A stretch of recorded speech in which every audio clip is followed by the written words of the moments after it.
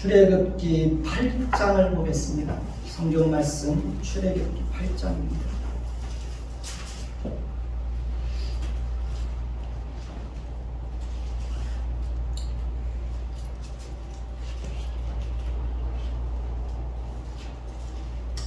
출애굽기 8장 20절부터 했습니다.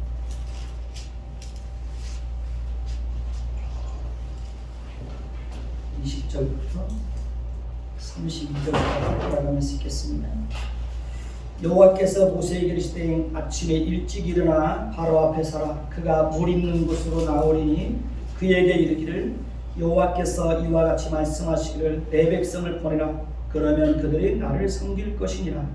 내가 만일 내 백성을 보내지 아니하면 내가 너와 내 신하의 내 백성과 내 집들의 파리떼를 보내리니 애굽 사람의 집집에 파리떼가 가득할 것이며 그들이 사는 땅에도 들어가리라. 그날에 난 내 백성이 거주하는 고센 땅을 구별하여 그곳에는 파리가 없게 하리니 이로 말미암아 이 땅에서 내가 여호와인 줄을 내가 알게 될 것이다. 내가 내 백성과 내 백성 사이를 구별하리니 내일 이 표징이 있으리라 하셨다 하라 하시고 여호와께서 그와 같이 하시니 무수한 파리가 바로의 궁과 그의 신하의 집과 애굽 온 땅에 이르니 파리로 말미암아 그 땅이 황폐하였더라.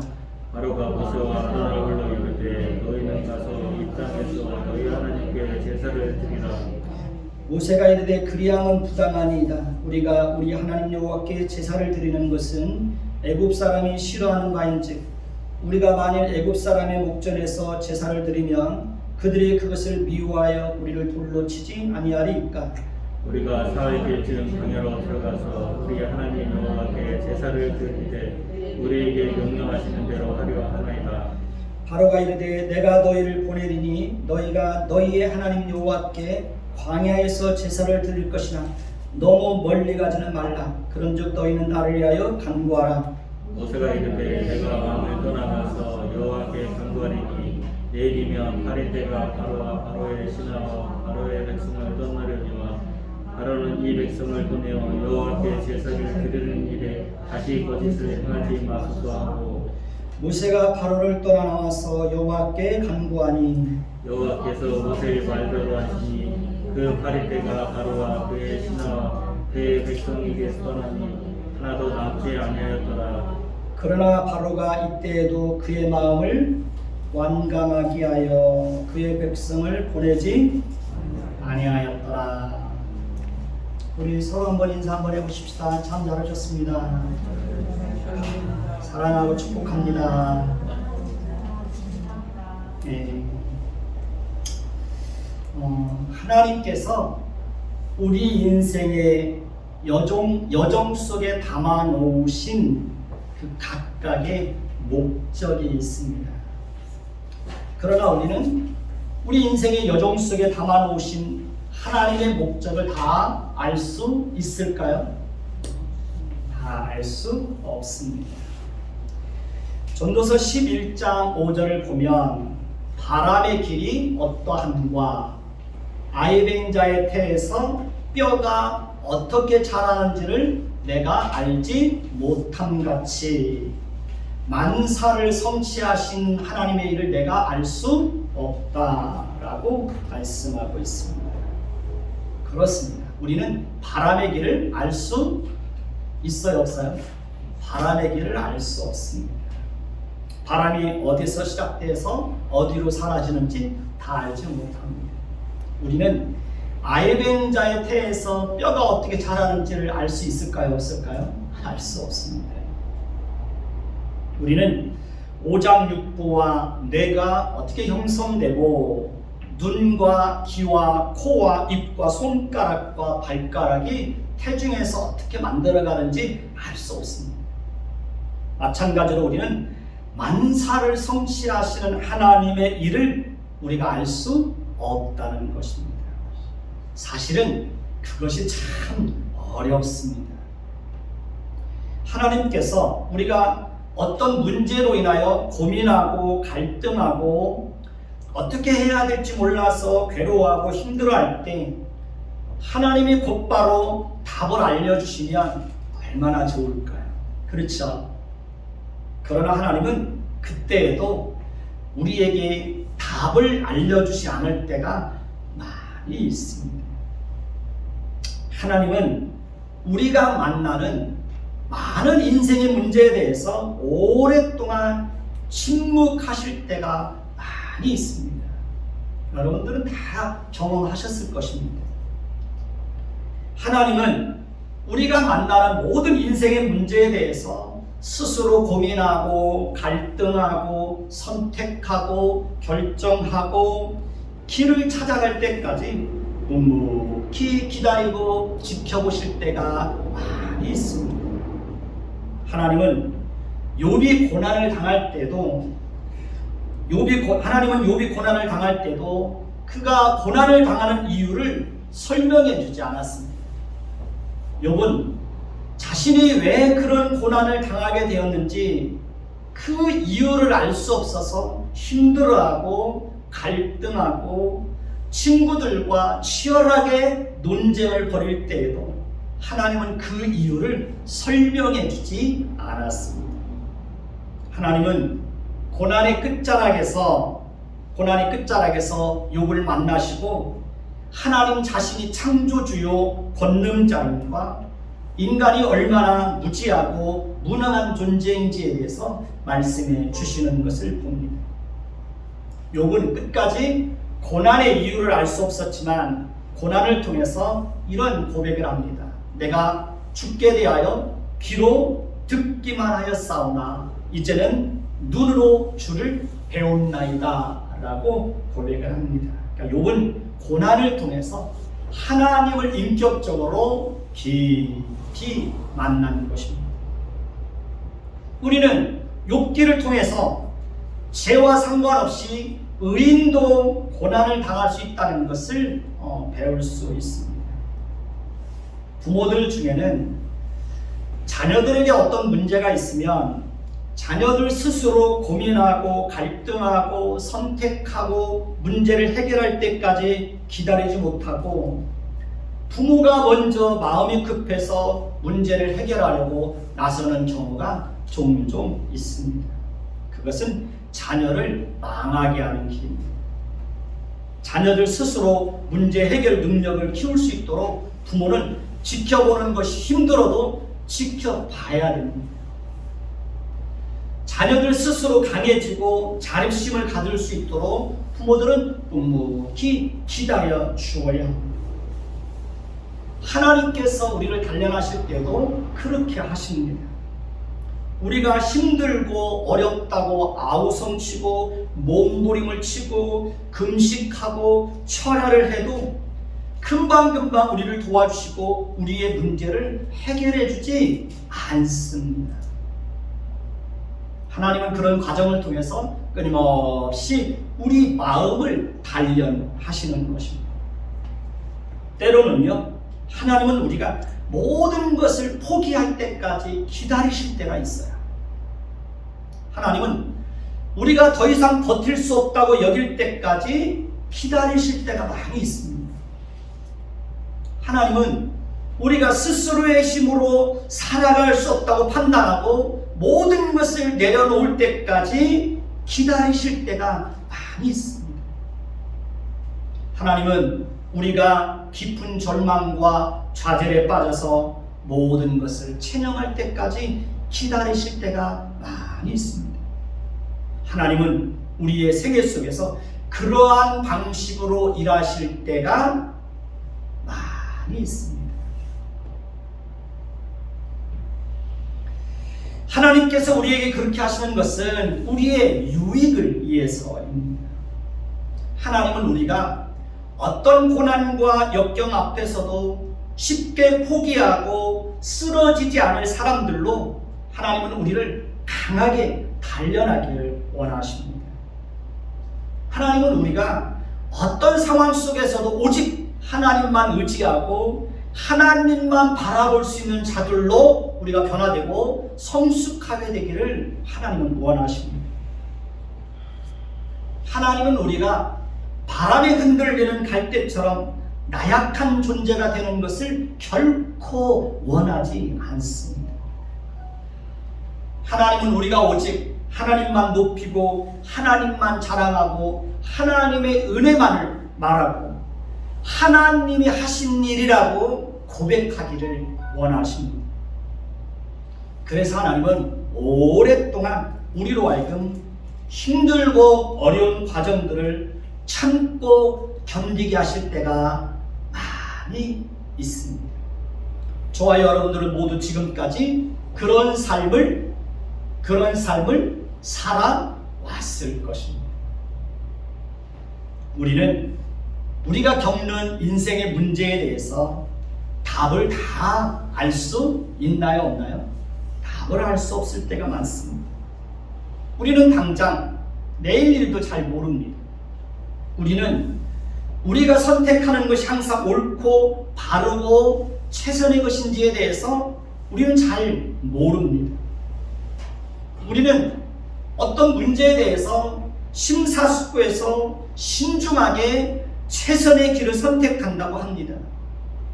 그러니까 처음부터 스스로 잘못되거나 최악의 경우를 선택하는 사람은 단 한 사람도 없습니다.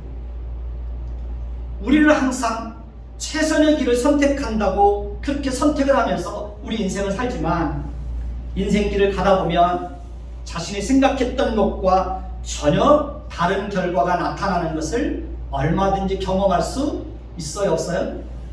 얼마든지 경험할 수 있습니다. 최선의 선택이 최악의 결과를 가져올 수도 있는 것입니다. 우리가 길을 가다 보면 인생길을 잘못 들어서서 방황하고 실패하고 또다시 원점으로 돌아와야 될 때가 살다 보면 그런 일들이 있습니다. 저는 씨름 경기를 보는 걸 참 좋아하는데요. 씨름 선수들이 경기를 하는 거 보면 참 재밌습니다. 삿발을 잡고 단순히 힘만 가지고 겨루는 게 아니고요. 머리 싸움, 발 싸움, 손 싸움, 몸 싸움이 얼마나 치열한지 모릅니다. 씨름 선수들이 경기를 하는 것을 보면 상대방을 모래판에 넘어뜨리기 위해서 최선의 선택을 다해서 기술을 걸었는데 오히려 역으로 대치기를 당하는 경우들이 참 많이 있습니다. 허망하게 지는 경우가 많아요. 우리 인생도 그렇습니다. 가던 길이 잘못되어서 돌이켜야 될 때가 종종 있습니다. 그럼에도 불구하고 하나님은 우리 인생의 여정 속에 담아놓으신 목적을 하나하나 조금도 부족함이나 흐트러짐이 없이 하나님이 정하신 계획과 방법과 때를 따라서 우리 인생 속에 담아놓으신 그 모든 목적들을 다 이루어 가실 것입니다. 우리가 반드시 기억해야 할 것은 하나님은 자신이 작정하고 계획하신 대로 모든 것을 이루어 가신다는 사실입니다. 하나님은 결코 하나님이 하시는 일이 회방을 받지 않는다는 것입니다.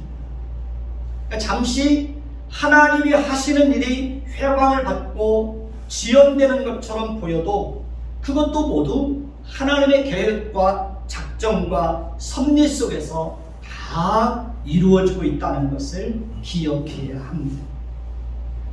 바로왕이 잠시 마음을 강팍하게 하여 하나님의 백성들을 내보내지 않는 것도 다 하나님의 작정과 섭리 속에서 이루어지고 있었습니다. 요셉을 알지 못하는 새로운 왕이 들어서서 이스라엘 백성들을 학대하기 시작하는 것도 하나님의 작정과 섭리 속에서 이루어지고 있었습니다. 바로왕이 히브리 여인들이 남자아이를 낳으면 나일강에 던져서 죽이라는 명령을 내린 것도 하나님의 작정과 섭리 속에서 이루어지고 있었습니다. 결과적으로 바로왕의 그 명령으로 인하여 모세가 바로의 공주의 아들로 입양되어서 그곳에서 안전하게 자랄 수 있게 되었습니다. 하나님은 항상 우리의 생각을 뛰어넘어서 하나님은 언제나 그렇게 자신의 일을 이루어 가십니다. 하나님은 하나님께서 작정하시고 계획하신 일들을 이루어내시는 것을 통해서 하나님이 어떠하신 분이신지 그 하나님의 그 하나님 계신 하나님의 신실하신 하나님의 능력을 우리와 세상 앞에서 언제라도 충분히 보여주실 수 있는 그런 분입니다. 성경은 끊임없이 그러한 사실들을 우리에게 말씀해 주고 있습니다. 우리는 하나님께서 어떤 일을 행하신다고 하면 무슨 반대나 힘들고 어려운 일들은 일어나지 않아야 된다고 그런 생각을 가지고 있는 것이 사실입니다. 그러나 막상 우리가 하나님의 일을 하다 보면 전혀 생각하지 못했던 어려운 일들이 있습니까? 없습니까? 어려운 일들이 많이 있습니다. 그러니까 하나님의 일임에도 불구하고 그 일을 하다 보면 반대에 부딪힐 때도 많고요. 경제적으로 어려움을 겪을 때도 많고요. 사람들과의 관계로 인해서 어려움을 겪을 때도 많이 있습니다. 우리가 인생을 살다 보면 그렇습니다. 우리가 인생을 살다 보면 이유를 알 수 없는 고난을 당할 때도 참 많이 있습니다. 때로는 감당하기 어려운 일들을 겪기도 합니다. 우리가 살다 보면 이러지도 못하고 저러지도 못하는 상황을 만날 때가 종종 있어요, 없어요? 종종 있습니다. 그런 상황을 만나면 참 힘들어요. 어떻게 해야 되는지, 어떤 게 최선인지, 어떤 것이 정말 하나님을 위하는 것이고 어떤 것이 또 사람을 위하는 것인지 그걸 선택하기가 참 어려울 때가 많이 있습니다. 저도 그런 고백을 해요. 하나님, 제가 이런 상황 속에서 참 잘 모르겠습니다. 제가 어떻게 선택해야 되는지 잘 모르겠습니다. 정말 이렇게 그 난감할 때가 많아요. 이러지도 못하고 저러지도 못하고. 우리가 살다 보면 이런 사람도 만나고 저런 사람도 만나기도 합니다. 살다 보면 선한 사람도 만날 수 있고 악한 사람도 만날 수 있습니다.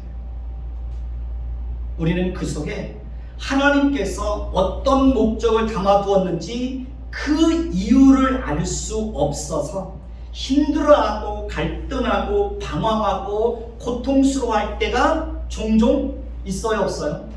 종종 있습니다. 그러니까 하나님이 어떤 목적을 가지고 계신지 그것을 알 수만 있다면 우리는 무슨 일이든지 선택하고 결정하는 것이 그렇게 어렵지 않을 겁니다. 그러나 우리는 하나님의 목적을 다 알 수 없기 때문에 이러지도 못하고 저러지도 못하고 우왕좌왕할 때가 종종 있습니다. 이것은 저만의 경험은 아닐 것입니다. 여러분도 그런 경험들이 많이 있을 것입니다. 하나님을 믿으면서 하나님을 섬기면서 하나님 백성으로 살아가면서 어떤 일을 만났을 때 참 결정을 내리기가 어려울 때가 많이 있습니다. 저는 제가 고등학교를 졸업하고 목장에 들어가서 일을 할 때만 해도 제가 목사가 될 거라고 하고는 단 0%도 생각하지 않았습니다. 저는 제가 교회를 개척할 거라고 하는 것은 제 인생 계획 속에 전혀 없던 일입니다. 근데 어떻게 하다 보니까 교회를 개척하게 됐어요. 아마 제가 교회를 개척하고 이렇게 힘들게 할 생각이었으면 엄두도 못 냈을 것 같아요. 근데 그때는 겁도 없었어요. 걱정이 안 됐어요. 안 됐어요.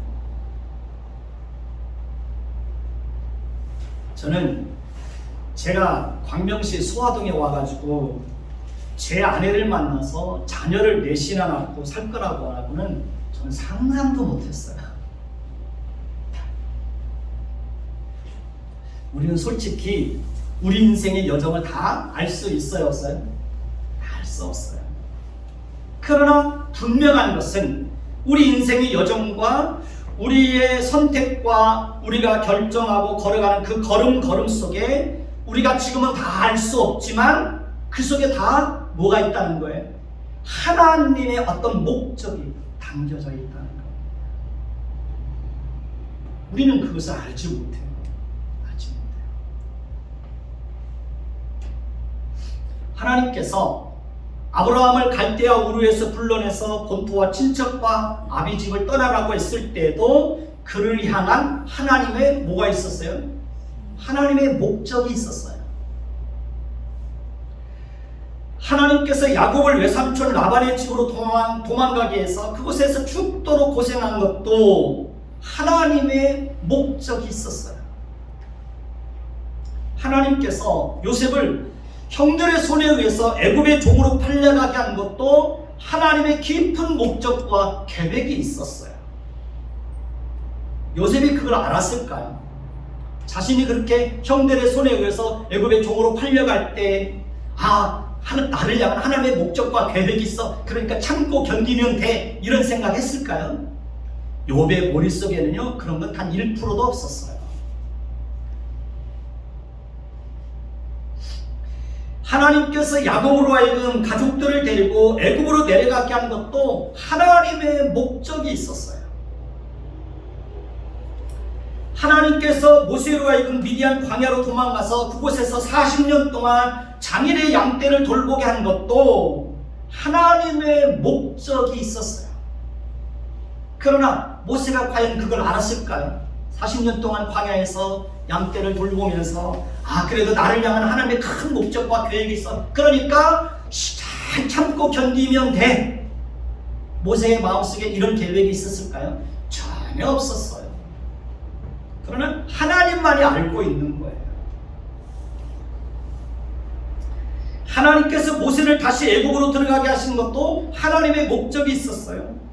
하나님은 우리가 어떤 처지와 환경에 놓여 있든지 그것과 상관없이 그 속에 하나님의 목적을 담아놓고 있어요. 하나님은 우리가 건강하던 건강하지 않던 그것과 상관없이 그 속에 하나님의 목적을 담아놓고 있습니다. 하나님은 우리가 가난하던 부하던 그 속에도 하나님의 목적을 담아놓고 있습니다.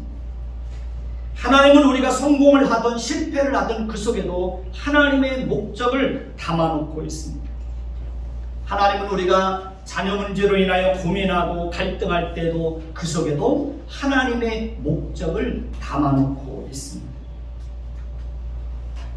하나님은 우리가 이웃과의 관계와 형제들과의 관계로 힘들어할 때도 그 속에도 하나님의 목적을 담아놓고 있습니다.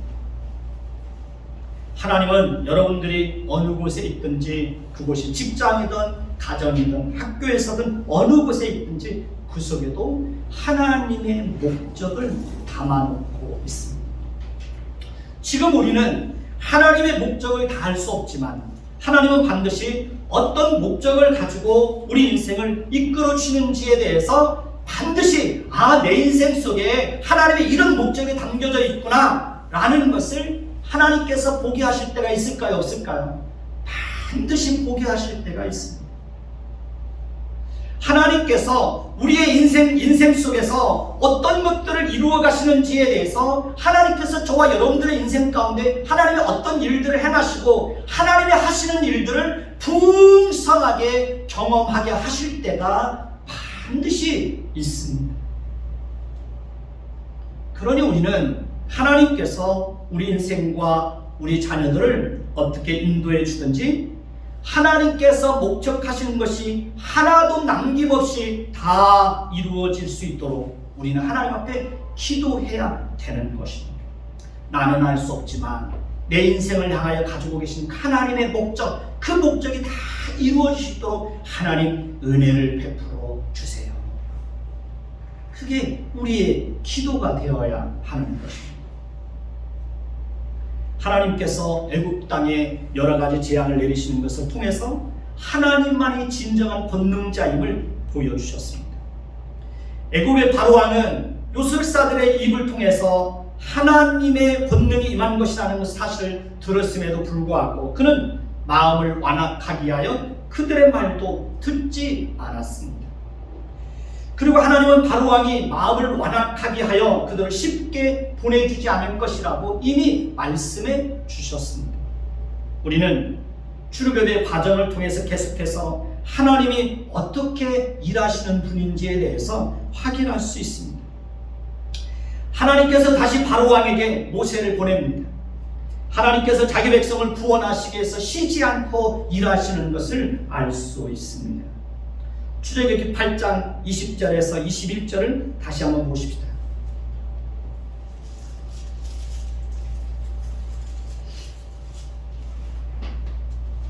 출애굽기 8장 20절에서 21절입니다. 제가 먼저 읽습니다. 여호와께서 모세에게 이르시되 아침에 일찍 일어나 바로 앞에 서라. 그가 물 있는 곳으로 나오니 그에게 이르기를 여호와께서 이와 같이 말씀하시기를 내 백성을 보내라. 그러면 그들이 나를 섬길 것이니라. 네가 만일 내 백성을 돌지 아니하면 내가 너와 내 신하와 내 백성과 내 집들에 파리 떼를 보내리니 애굽 사람의 집집에 파리 떼가 가득할 것이죠. 그들이 사는 땅에도 그러하리라. 예, 보십시오. 만약에 애굽 왕이 하나님의 백성들을 보내지 않으면 그 땅에 어떻게 하시겠다는 거예요? 어떻게 하시겠다는 겁니까?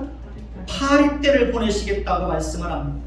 내가 너와 내 신하와 내 백성과 내 집들에 파리떼를 보내리니 애굽 사람의 집집에 파리떼가 가득할 것이며 그들이 사는 땅에도 그러하리라 라고 말씀을 하십니다. 출애굽기에서는 단순히 파리떼라고 나와 있는데요, 시편에 보면 쇠파리라고 나와 있습니다. 하나님은 모세를 통해서 하나님의 백성을 내보내지 않으면 애굽 땅에 무서운 파리 재앙을 내리시겠다고 경고한 것입니다. 바로왕은 모세를 통해서 하나님의 무서운 경고를 들었음에도 불구하고 하나님의 명령을 거역하는 것을 봅니다. 그리고 그 결과 8장 24절을 보면 8장 24절을 볼까요? 8장 24절 같이 봅니다. 시작. 여호와께서 그와 같이 하시니 무수한 파리떼가 바로의 궁과 그의 신하의 집과 애굽 온 땅에 이르니 파리로 말미암아 그 땅이 어떻게 해요? 황폐하게 되었더라. 무수한 파리떼로 말미암아 그 땅이 황폐화되었다고 말합니다. 그 재앙이 얼마나 무섭고 심각한 것이었는지를 짐작할 수 있을 것입니다. 파리는 더럽고 혐오스러운 존재이고 각종 병균을 옮기기도 합니다. 특히 쇠파리, 똥파리라고 그러죠. 쇠파리, 그 중에서도 일반 파리보다 몇 배나 더 큰 파리들이 있습니다.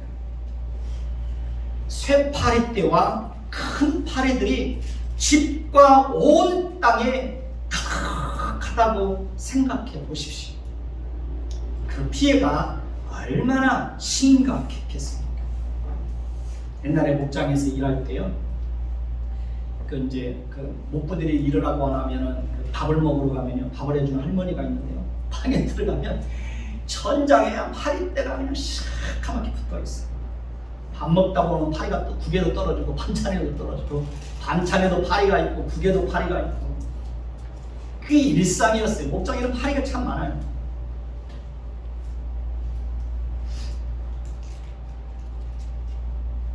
쇠파리떼와 큰 파리들이 집과 온 땅에 가득하다고 생각해 보십시오. 그 피해가 얼마나 심각했겠습니까? 우리는 이것을 통해서 모든 주권이 하나님께 있고 하나님께서 모든 것을 다스리시는 분이라는 것을 알 수 있습니다. 우리는 바이러스를 통한 전염병으로 인하여 수많은 가축들이 살처분되고 수많은 사람들이 전염병으로 인하여 죽어가는 것을 우리는 볼 수 있습니다. 그 모든 것은 다 하나님의 주권 속에서 이루어지고 있는 것입니다. 그러니까 하나님의 통치에서 벗어나서 일어난 일은 다 하나도 있다 없다? 단 하나도 없습니다. 모든 것은 다 하나님의 통치 안에서 이루어지는 거예요. 하나님은 세상을 심판하기 위해서 때로 이 땅에 어떤 재앙도 임하게 하실 수 있습니다. 하나님은 세상을 심판하기 위해서 어떤 자연재앙도 일으키실 수 있는 분입니다. 하나님은 자기 백성을 구원하시고 보호하시기 위해서 어떤 일도 행하실 수 있는 그런 분이십니다. 하나님께서 얼마나 놀랍게 일하시는지 한번 보십시오. 하나님은 바로와 그의 신하와 애굽 백성들의 집과 애굽 온 땅에 무서운 팔의 재앙을 내려서 그 땅을 황폐하게 하셨습니다. 그러나 하나님은 하나님의 백성들이 머물고 있던 고센 땅은 특별하게 구별하여서 그곳에는 팔의 재앙이 임하지 않게 하였습니다. 22절을 보십시오. 22절 같이 봅니다. 그날에 나는 내 백성이 거주하는 고센 땅을 구별하여 그곳에는 파리가 없게 하리니 이로 말미암아 이 땅에서 내가 여호와인 줄을 내가 알 것이라. 하나님이 하시는 일이 놀랍지 않나요? 그러니까 하나님은 그 일을 통해서 하나님만이 참되고 유일하신 분이라는 것을 온 땅에 드러내시겠다는 겁니다.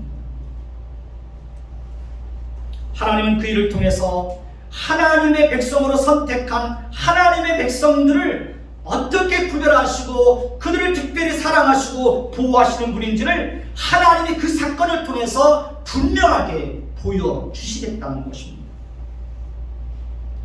하나님은 애굽 땅에 팔의 재앙이 임하시게 하시는 것을 통해서 하나님의 무서운 진노의 심판이 임하는 것을 보여주셨고, 이스라엘 백성들에게는 하나님의 놀라운 사랑과 구원과 보호하심이 임하게 하는 것을 볼 수 있습니다. 하나님의 통치는 항상 구원과 심판으로 나타납니다. 코로나 재앙으로 어떤 사람들에게는 심판이, 어떤 사람들에게는 구원으로 나타나기도 하는 것입니다. 하나님께서 자기 백성을 보호하시고자 하시면 하나님은 언제라도 시간과 공간을 초월해서 일하실 수 있는 하나님은 그런 분이십니다. 우리가 하루하루 평안을 누리기도 하며 자기도 하며 안전히 거할 수 있는 것은 오직 하나님께서 하루하루 우리를 지켜주시기 때문에 가능한 것입니다. 코로나 재앙 속에서 지금까지 우리가 살아있는 것도 하나님께서 우리를 안전하게 지켜주셨기 때문에 가능한 것입니다. 우리가 무슨 백신 주사를 맞고 마스크를 잘 쓰고 다녀서 지금까지 잘 지낸 것이 아닙니다. 하나님께서 우리를 지켜주시고 보호해 주셨기 때문에 지금까지 잘 지내고 있는 것입니다. 하나님께서 애굽 땅에 팔의 재앙에 임하게 하고 온 땅이 황폐하게 되는 것을 통해서 하나님은 그들이 의지하고 자랑했던 것들을 철저하게 무너뜨리셨습니다. 하나님은 애굽 사람들이 자랑했던 그 비옥한 땅을 하나님은 저주하셨습니다. 이스라엘 백성들은 애굽 땅에 임하는 재앙들을 보면서 애굽 사람들이 자랑했던 것이 얼마나 헛되고 허무한 것인지를 철저하게 깨달아야 했습니다. 이스라엘 백성들은 자신들이 애굽 땅에 머무는 것보다 하나님께서 자신들을 구별하여 주시고 자신들을 보호해 주시는 그 고센 땅에 머물러 있는 것이 얼마나 복된 것인지를 그들은 알아야 했습니다. 하나님을 떠나서 세상에서의 성공과 물질과 쾌락과 화려한 것을 쫓아서 사는 것보다 하나님의 품 안에서 하나님을 예배하며 하나님의 보호 아래서 하나님의 구별된 백성으로 사는 것이 훨씬 더 가치 있고 행복하지 않나요? 주일날 산으로 들로 바다로 야외로 그러니까 자신의 만족과 즐거움과 마음의 쾌락을 쫓아서 사는 것보다 하나님 앞에 나와서 하나님을 예배하는 것이 훨씬 더 가치 있고 행복하지 않나요?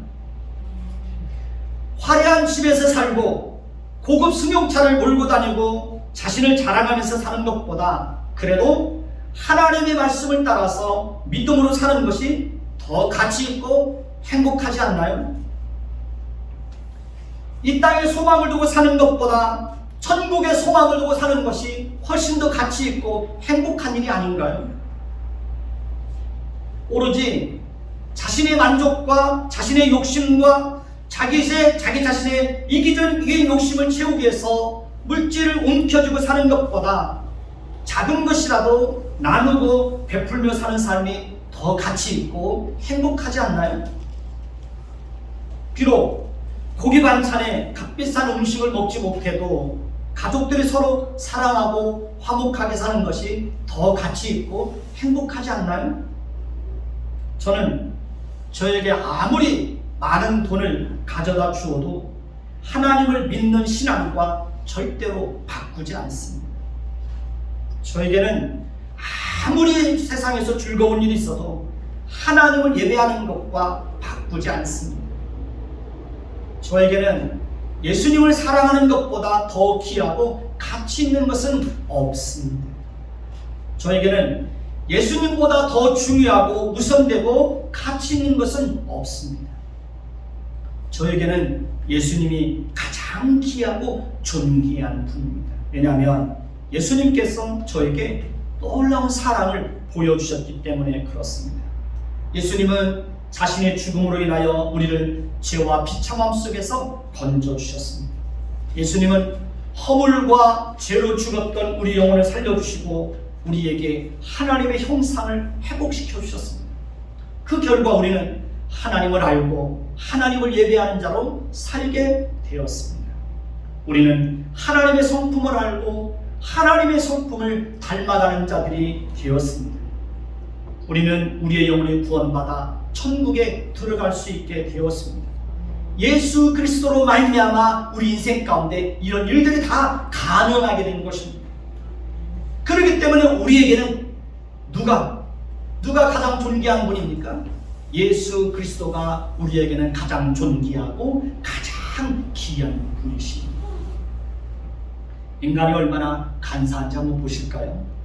바로왕은 팔의 재앙으로 인하여 애굽 온 땅이 황폐하게 되자 급한 마음으로 모세와 아론을 불러 말하기를 너희는 이 땅에서 너희 하나님께 제사를 드리라고 말하는 것을 봅니다.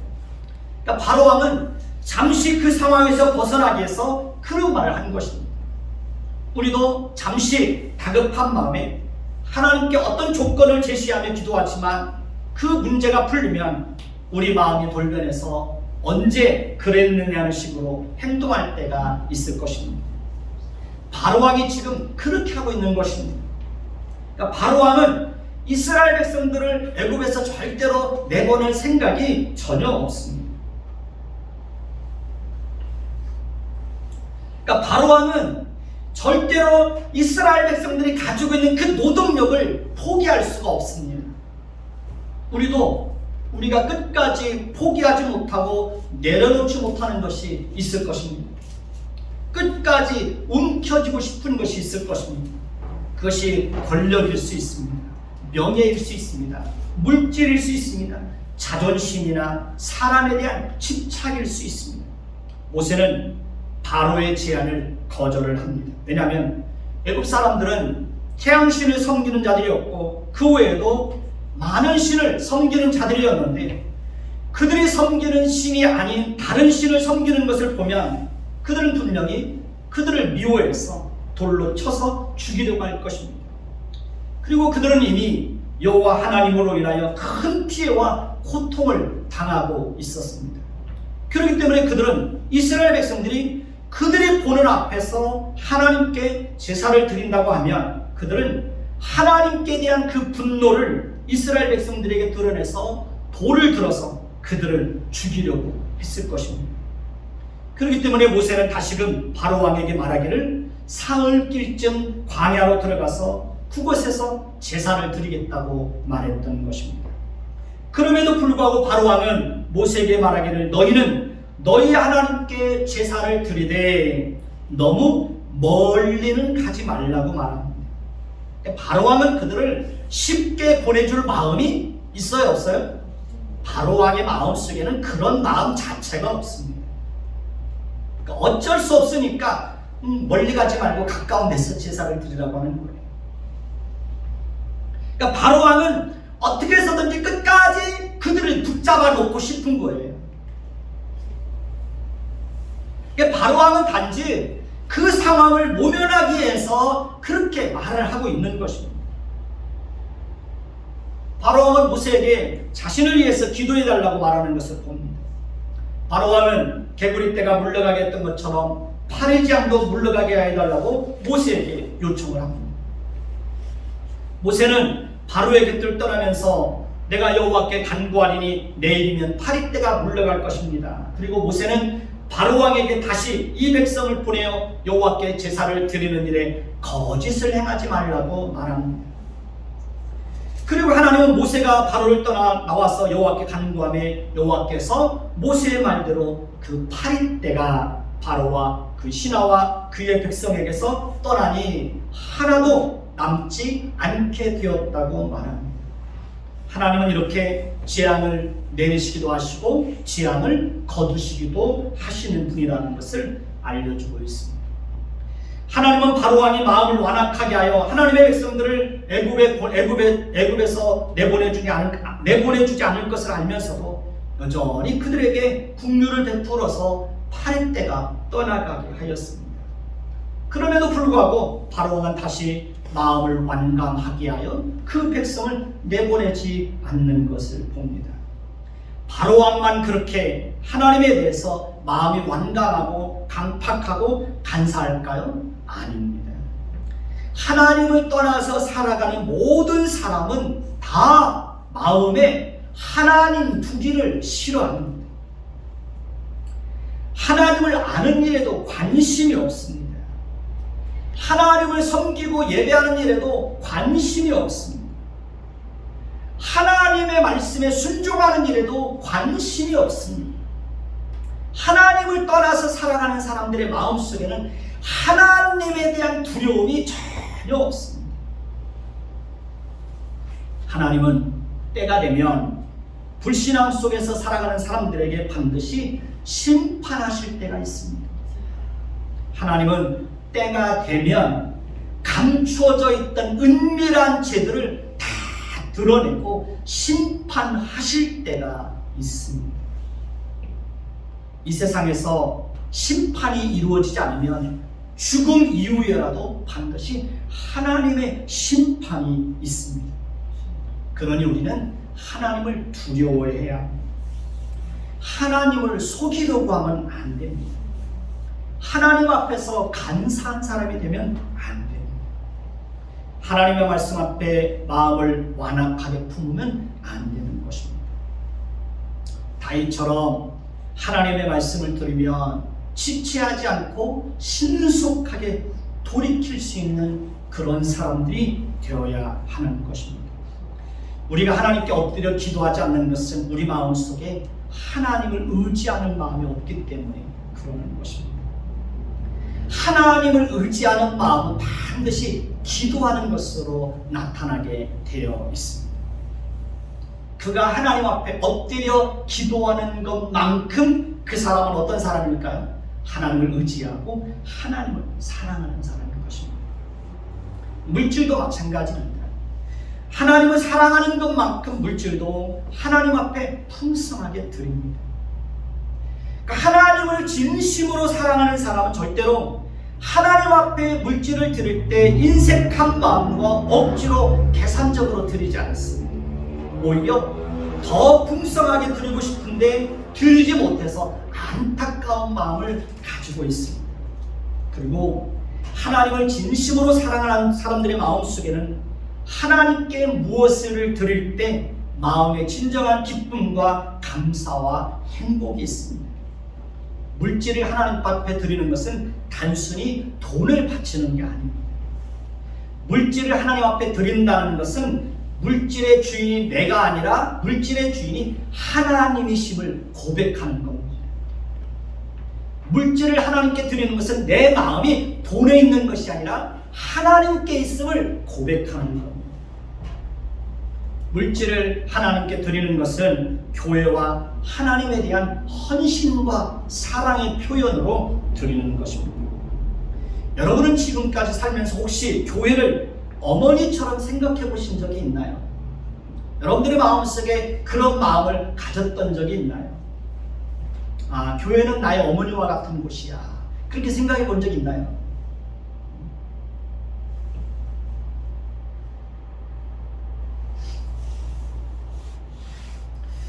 교회는 주님이 세우신 것입니다. 교회의 왕도 주님이십니다. 교회의 주인도 주님이십니다. 그렇기 때문에 우리가 교회를 사랑하고 교회를 위해서 헌신하는 것은 곧 주님을 사랑하고 주님을 위해서 헌신하는 것과 같은 것입니다.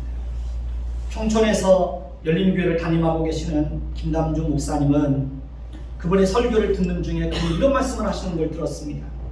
교회가 어려울 때 교회가 어려움에서 벗어날 수 있도록 눈물로 기도하고 물질로 헌신한 사람들의 수고를 결코 잊을 수가 없다고 그런 말씀을 하시는 것을 들었습니다. 저희 역시도 마찬가지입니다. 교회가 어려울 때 어려움에서 벗어날 수 있도록 교회를 위해서 정말 눈물로 기도하고 크고 작은 도움을 주고 헌신한 분들을 결코 잊을 수가 없습니다. 우리도 교회가 어려울 때마다 그렇게 교회가 어려움에서 벗어날 수 있도록 헌신했던 사람들이 있습니다. 저는 그 사람의 수고를, 그 사람들의 수고를 결코 잊을 수가 없습니다. 하나님은 교회를 어머니처럼 사랑하고 교회를 어머니처럼 섬기는 사람에게 복을 주십니다. 시편 122편 6절을 보시면 예루살렘을 위하여 평안을 구하라. 예루살렘을 사랑하는 자는 형통하리로다 라고 말씀하셨습니다. 하나님은 저와 여러분들에게 항상 교회의 평안을 위해서 기도하라고 말씀하십니다. 교회를 사랑하는 자는 형통하게 될 것이라고 말씀을 하십니다. 저는 저와 여러분 모두가 항상 교회의 평안을 위해서 기도하고 교회를 어머니처럼 그렇게 사랑하고 교회를 섬겨주셨으면 좋겠습니다. 주님은 그런 사람들에게 형통한 복을 주시겠다고 분명하게 약속하고 있습니다. 기도하겠습니다. 하나님 감사합니다. 우리 인생의 여정 속에는 우리가 알 수 없는 하나님의 목적이 담겨져 있음을 성경은 우리에게 알려주고 있습니다. 하나님, 우리는 내일 일을 알지 못하는 인생을 살아가고 있습니다. 어떤 일을 만날지 우리는 알지도 못합니다. 그러나 우리가 살아가는 모든 인생의 과정 속에 하나님은 분명히 어떤 목적을 담아주시고 그 하나님께서 목적하신 것을 우리의 생애를 통해서 하나도 남김없이 다 이루어 가실 것입니다. 하나님, 우리가 이 땅에서 하나님을 섬기는 동안 우리 인생을 통해서 하나님이 어떻게 일하시는지, 하나님이 어떤 목적을 이루어 가시는지 우리의 생애를 통해서 풍성하게 경험할 수 있도록 은혜를 베풀어 주옵소서. 예수 그리스도의 이름으로 감사하며 기도드립니다. 아멘.